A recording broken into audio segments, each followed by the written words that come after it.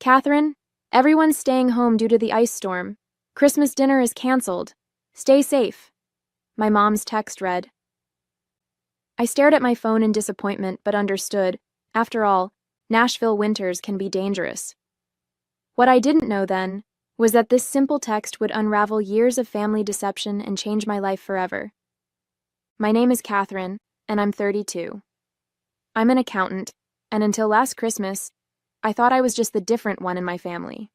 The quiet, career-focused sister who didn't quite fit in with their loud social gatherings. My younger sister Anna was always the star, the one who could do no wrong in our parents' eyes. That Christmas morning, I settled in for a quiet day alone. I made myself hot chocolate, turned on some holiday movies, and tried to stay positive despite the loneliness. Around 3 p.m., I was scrolling through Instagram when my heart stopped. There it was, a fresh post from my cousin Nina. Perfect family Christmas at Anna's, so blessed to have everyone together. Family traditions, Christmas dinner. The photo showed my entire family, mom, dad, aunts, uncles, cousins, even my grandmother, gathered around Anna's elegant dining table. They were all smiling, wearing festive sweaters, clearly enjoying the celebration they had deliberately excluded me from. Through the windows in their photos, I could see clear, sunny skies. There was no ice storm. There never had been. My hands shook as I scrolled through more photos. There was my dad carving the turkey, my mom arranging her signature Christmas cookies, my little nieces and nephews opening presents. The ice storm excuse was a complete fabrication, a convenient lie to avoid telling me I wasn't welcome at their perfect family gathering. I felt sick to my stomach as the truth sank in. All those times they'd told me events were canceled, all those intimate gatherings I hadn't been invited to. How many of them had actually happened without me? How long had they been coordinating behind my back to exclude me while pretending to care? The next morning, my phone rang. It was my mother, acting as if nothing had happened. "Hi, honey. Hope you had a nice, quiet Christmas. We missed you." The casual cruelty of her words made my hands clench into fists. This was the moment everything would change, though I didn't know it yet. Growing up in our family home, I always tried to be the good daughter. I helped my mom with chores, maintained straight A's in school, and even gave up my dream of attending art school to pursue accounting because my parents insisted it was more practical. Meanwhile, my sister Anna could do whatever she wanted. When she dropped out of college to become a yoga instructor, my parents called her brave. When I worked overtime to help them pay off their mortgage, they barely acknowledged it. I remember one particular incident that should have opened my eyes sooner. 3 years ago, when my dad needed surgery, I took 3 weeks off work to help care for him. I cooked, cleaned, drove him to appointments, and managed his medications. Anna showed up once, stayed for an hour taking selfies with him for social media, then left claiming she had a yoga retreat. Yet somehow, in my parents' retelling of that time, Anna was the supportive daughter, while I was just doing the bare minimum. My extended family wasn't much better. At every gathering, my aunts would praise Anna's free spirit while asking me when I was going to loosen up and learn to enjoy life. My accomplishments at work were dismissed as boring, while Anna's latest adventure teaching yoga in Bali was the talk of every family dinner. I kept telling myself it didn't matter, that family was family, and they loved me in their own way. Even last month, I spent hours helping my mom prepare for Thanksgiving, only to hear her tell everyone that Anna had done all the work while I just sat around. I swallowed my hurt and kept quiet, just like always. When Anna announced she'd be hosting Christmas this year, I offered to help with the planning and cooking. She brushed me off, saying she wanted it to be perfect. I should have seen the signs then, but I was still trying so hard to believe in the fiction of our happy family. The truth is, I've spent my entire life trying to earn their approval, making excuses for their behavior, and pretending not to notice when they excluded me from spontaneous family gatherings that everyone else somehow knew about. I convinced myself that if I just tried harder, worked longer, gave more, they would finally see me as worthy of being part of their perfect family picture. "Hi, honey. Hope you had a nice, quiet Christmas. We missed you." My mother's fake cheerfulness made my stomach turn. I gripped my phone tighter, staring at the Instagram photos still open on my laptop, evidence of their perfect family gathering that I'd been deliberately excluded from. Really? I managed to keep my voice steady. Because Nina's social media posts show everyone had a wonderful time at Anna's house, everyone except me. The silence on the other end was deafening. I could almost see my mother's face, that familiar expression when she's been caught in a lie, but is already formulating excuses. "Oh, well," she stammered. "Anna organized it last minute, and you know how you can be at gatherings, always so quiet and making everyone uncomfortable. We just thought—" "Thought what?" I pressed. "That it would be better to lie to me? To make me spend Christmas alone while pretending everyone else was doing the same?" "Don't be so dramatic," my mother sighed. "We were trying to avoid any awkwardness. You know how Anna wanted everything to be perfect." That's when it hit me. All the past, canceled events, the times plans had mysteriously fallen through, the family photos I'd see later on social media. This wasn't a one-time thing. This was a pattern. "How many times?" I asked, my voice barely a whisper. "How many other gatherings have you lied to me about?" Another telling silence. Then, "Catherine, you're being oversensitive. This is exactly why—" "Why what?" I cut her off. "Why you exclude me. Why you pretend I don't exist unless you need something. Why Anna gets to be the perfect daughter while I'm treated like an inconvenience?" "That's not fair," my mother protested. "We love you both equally. It's just, Anna puts in the effort to be part of the family. You're always so busy with work." I laughed bitterly. "Busy with work? You mean busy helping pay your mortgage? Busy taking care of Dad after his surgery? That kind of busy?"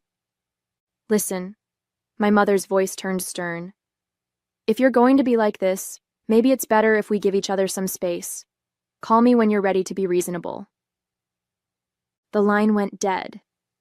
I sat there staring at my phone as 32 years of memories suddenly shifted into sharp, painful focus. Every excuse, every dismissal, every misunderstanding, it had all been intentional. I wasn't the problem. I never had been. That was the moment I stopped making excuses for them. The moment I finally saw the truth. I didn't have a family.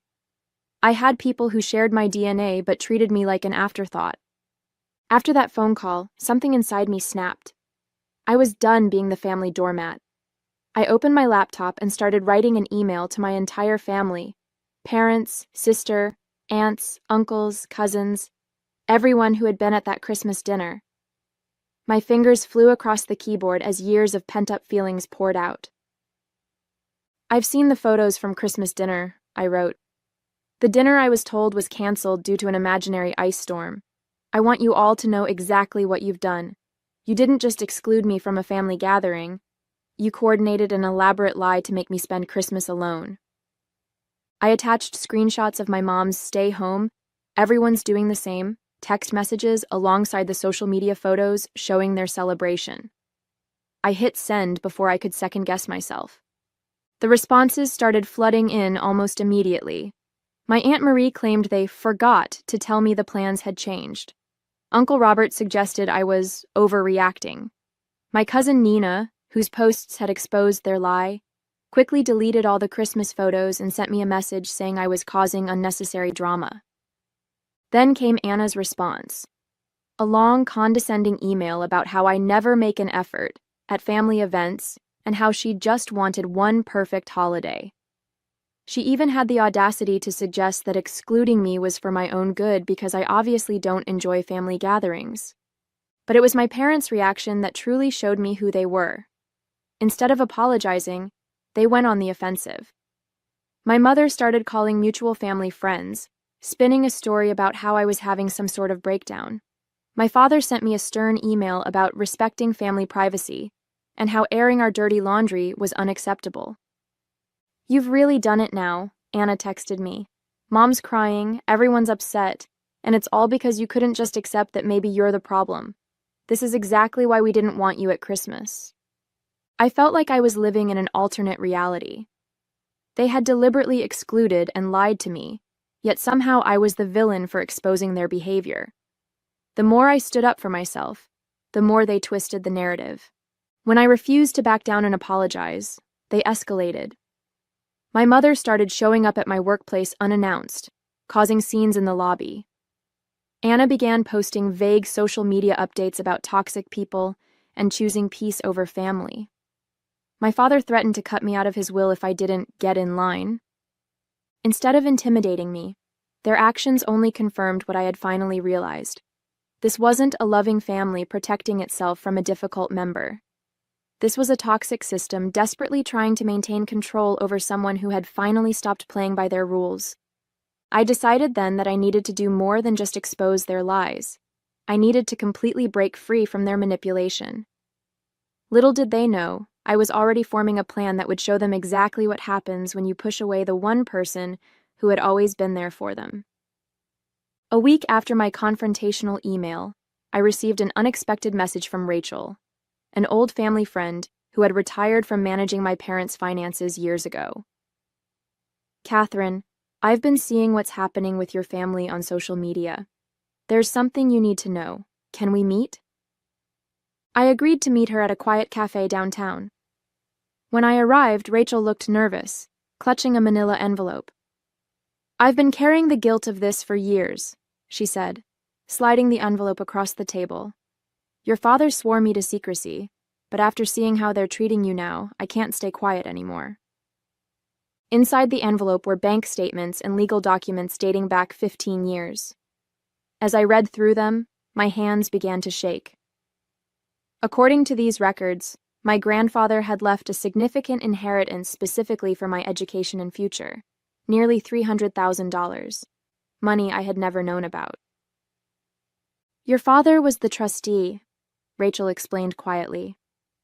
"He was supposed to give you access when you turned 25. Instead, he transferred everything to Anna's accounts, using it to fund her lifestyle and her failed business ventures." The revelation hit me like a physical blow. All those years I'd worked overtime to pay for my accounting degree, the student loans I was still paying off, the times I'd helped them with their mortgage. They had been sitting on my inheritance the whole time, spending it on Anna. "There's more," Rachel continued. "Your grandfather also left properties that were meant to be split equally between you and Anna. Your parents sold them all. Using your power of attorney, they had you sign when you were 18. Remember when they said it was for emergency medical decisions?" I felt sick. The document I'd trustingly signed had given them complete control over my financial interests. They had systematically robbed me of my inheritance while watching me struggle, accepting my help with their expenses, and making me feel guilty for not contributing enough to the family. Even worse, the statements showed regular transfers to Anna labeled as business investments, money taken from my inheritance to fund her yoga studios, her retreats in Bali, all those adventures they'd praised her for while criticizing my boring accounting career. "Why tell me now?" I asked Rachel, my voice barely steady. "Because I saw your mother's social media posts painting you as unstable and ungrateful. They're trying to discredit you before you can discover the truth. They've been embezzling from you for years, Catherine. What they've done isn't just morally wrong, it's illegal." Everything suddenly made horrible sense. Their escalating attempts to paint me as unreasonable, the threats to cut me out of the will, when they'd already stolen my inheritance. Their desperate need to maintain the narrative that Anna was the successful sister while I was the difficult one. I carefully packed the documents back into the envelope, my mind racing. "Thank you, Rachel. I know exactly what I need to do now." This wasn't just about a ruined Christmas anymore. This was about years of calculated deception and theft. And I, an accountant with years of experience tracking financial fraud, was uniquely qualified to make them face the consequences. With Rachel's documents in hand, I spent the next week meticulously building my case. As an accountant, I knew exactly how to trace the money trail. Every unauthorized transfer, every misused power of attorney, every fraudulent document. I tracked it all. I also hired Sarah Chen, a lawyer specializing in estate fraud, to review everything. "This is a clear case of financial exploitation," Sarah confirmed. We can file criminal charges if you want to pursue that route. I considered my options carefully. A criminal case would destroy my family's reputation, but they had already destroyed our relationship. Still, I decided to give them one last chance to make things right. I emailed my parents and Anna, requesting a family meeting to resolve our differences. They jumped at the chance, probably thinking they could manipulate me back into line. We agreed to meet at my apartment the following Saturday. The morning of the meeting, I arranged 3 folders on my dining table, one for each of them. Inside each folder was a complete record of their fraud, along with a letter from my lawyer outlining their options. Either transfer all remaining funds back to me and sign a confession, or face criminal charges. They arrived looking smug, clearly expecting me to apologize. My mother started in immediately. "Catherine, we're so glad you've come to your senses." I cut her off by sliding the folders across the table. "Before anyone says another word, I suggest you read these." The color drained from my father's face as he scanned the documents. Anna's hands started shaking. My mother tried to maintain control. "This is ridiculous. You're trying to blackmail your own family?" "Blackmail?" I laughed coldly. "No, I'm giving you a choice. Return my inheritance with interest and admit what you did, or I'll let the police handle it. Rachel's already agreed to testify." "Rachel had no right," my father started. "You had no right," I interrupted. "You stole from me for years while watching me struggle. You used my power of attorney to sell property that was rightfully mine. You funded Anna's lifestyle with my inheritance." Anna burst into tears. "I didn't know. They told me the money was from their savings." "Don't lie," I replied calmly. "The transfers went directly to your accounts. You knew exactly what you were doing." My mother tried a different approach. "Think about what this will do to the family. What will people say?" "You should have thought about that before stealing hundreds of thousands of dollars from your own daughter," I responded. "You have 48 hours to decide. Either sign the confession and arrange the transfers, or I'm going to the police." They left in a panic, my father practically dragging my hysterical mother and sister out the door. Within hours, the family group chat exploded with messages from relatives, all taking their side, of course. But I remained calm. I had truth and evidence on my side. "The ball's in their court now," I told Sarah over the phone that evening. "But something tells me they're not going to make the right choice." I was ready for whatever came next. After all, they had already given me the greatest gift, freedom from their manipulation. The 48-hour deadline came and went. Just as I expected, my family chose pride over honesty. They didn't sign the confession or arrange any transfers. Instead, they tried to destroy evidence, closing accounts, shredding documents, and even attempting to pressure Rachel into retracting her statement. What they didn't know was that I had already submitted everything to the authorities. The morning after the deadline passed, I formally filed charges. By afternoon, the police were at their doors with search warrants. I watched from my office as the story unfolded. My father was escorted from his workplace in handcuffs. Anna's yoga studio was seized as an asset purchased with stolen funds. My mother's carefully curated social media facade crumbled as she was arrested during one of her charity committee meetings. The family group chat exploded again, but this time with a different tone. Relatives who had dismissed my claims were suddenly quiet, as the evidence became public record. The local newspaper ran a story about the prominent family's fall from grace. All their years of maintaining perfect appearances ended in a single day. My phone buzzed with a text from Rachel. "You did the right thing. Your grandfather would be proud." She was right. This wasn't about revenge anymore. It was about justice. As I watched my family's carefully constructed lies unravel, I felt no joy, only relief. The truth was finally out, and I was finally free. 1 year later, I sat in my new home in Denver, watching snow fall outside my window. The court case had concluded months ago. My father and mother both took plea deals, agreeing to pay restitution. Anna's yoga empire had crumbled, and she'd finally gotten a real job as a receptionist. The perfect family image they'd worked so hard to maintain was gone forever. Most of the relatives who had enabled their behavior for years stopped speaking to me. But surprisingly, I found I didn't miss them. Instead, I had built a new support system, genuine friends who valued honesty over appearances, colleagues who respected my work ethic, and even a few distant cousins who reached out to apologize for their past behavior. Rachel came to visit me last week. Over coffee, she handed me an old photo album she'd found while cleaning out her office. Inside were pictures of my grandfather and me, moments I'd almost forgotten. In one photo, he was teaching me to fish, both of us laughing at something long forgotten. "He always said you were the strong one," Rachel told me. "He knew they favored Anna, but he believed you would overcome it." I touched the photo gently, remembering his kind smile. He had tried to protect my future through that inheritance, and though it had taken years, his final gift had ultimately given me something more valuable than money: the courage to stand up for myself and the freedom to build a life on my own terms. Sometimes the best revenge isn't about getting even, it's about getting free.